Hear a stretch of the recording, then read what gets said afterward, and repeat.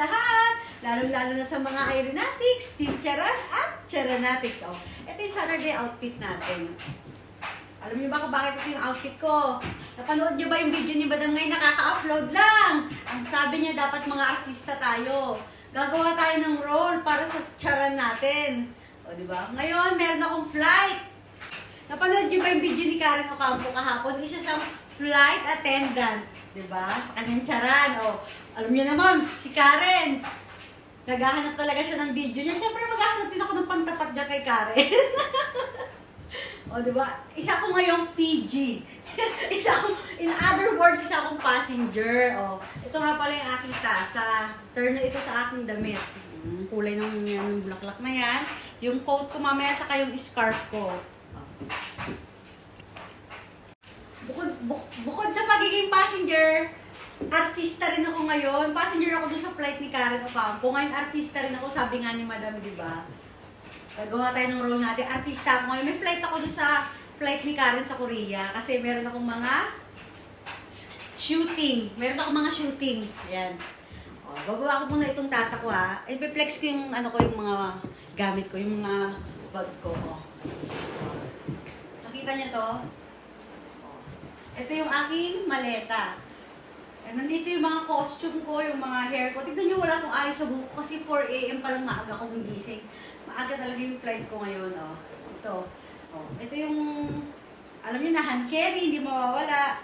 Tsaka yung ating mga personal na gamit. Personal, mga passport, mga papeles, yung script natin, oh. Tapos ito yung pinaka-luggage natin, mga shoes natin, yung mga iba pa nating damit, oh. Tapos, ito, ha? Titignan natin. Meron akong dito. Meron akong coat. Meron akong coat na dalawa. Ito. At titignan natin kung anong bagay. Ha? O, dito muna yung isa.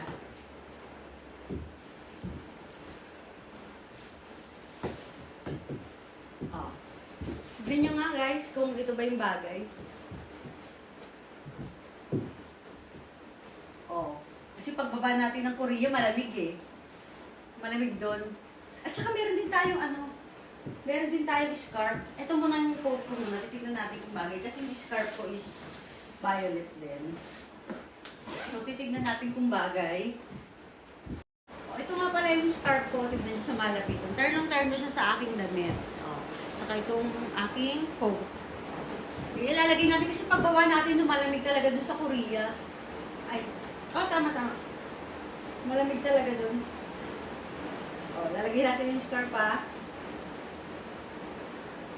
O, yan. O. Yung buhok natin, ayusin natin. O, diba? O, ngayon mag-flex tayo. Habang ito ang aking flex. At flex. O. Tingnan natin, tatagalin natin yung buhok. O, maganda ba? O, pag yung isa naman, subukan din natin yung isa kung maganda ba ito. Tingnan natin ano mas maganda sa dalawa. O. Parang mas maganda yung isa kasi partner siya sa scarf. Ito yung mga ating outfitan. Flex. At flex. O, maganda rin siya. Calling passenger JL742. Ay, flight natin, tinatawag na tayo. Dali natin. Alam niyo naman sa business class, kailangan tayo nang muna talaga tayo sa pila. Oh, wait. Ito na yung business class. Pupunta na tayo sa business class sa ating kukunin na nila yung bagahe natin. O, tignan nyo. Yung hand carry. At eto na, nandito na tayo sa business class. O, tinanggal ko na rin yung sapatos ko kasi dito sa business class, meron silang pachinelas. O, susuot na natin yung chinelas natin. At higit sa lahat, meron silang pakumot at meron silang paunan sa likod. O, ito yung mga gamit ko. Nandito nga pala yung script ko kukunin ko kasi alam nyo na, kailangan natin i-memorize ang ating script. Magsishades ako, masakit masyado sa mata. Diba? Ito. Na-memorize ko ang aking script. Tapos i-check ko nga kung complete. Akala mo lang wala. Akala mo lang wala. Pero meron. Ay, ano ba to? Ang sakit sa ulo nitong script. Mamaya ko na nga ito basahin. Check ko na nga muna yung mga buhok ko kung nadala ko ba. Kasi importante ito, tignan nyo walang ayos yung buhok ko. Kailangan tignan natin kung dala ba natin lahat ng ating mga buhok. O, diba? Charan! Ay, ito nga pala, may dala akong cellphone kasi yung 3210 ko, hindi nagagana dito sa Korea. Kaya bumili ako ng Prio 4. Ito, ha? Kasi, alam nyo na kailangan lagi tayong updated sa mga charan-charan ni Madam. O, nakikita nyo to? Ganito karami yung dala kong mga buhok. Ganito karami, meron akong mga headband. Yan. Ito. Ay, ilagay ko muna itong ano ko ha, mga hair ko, atong shades ko.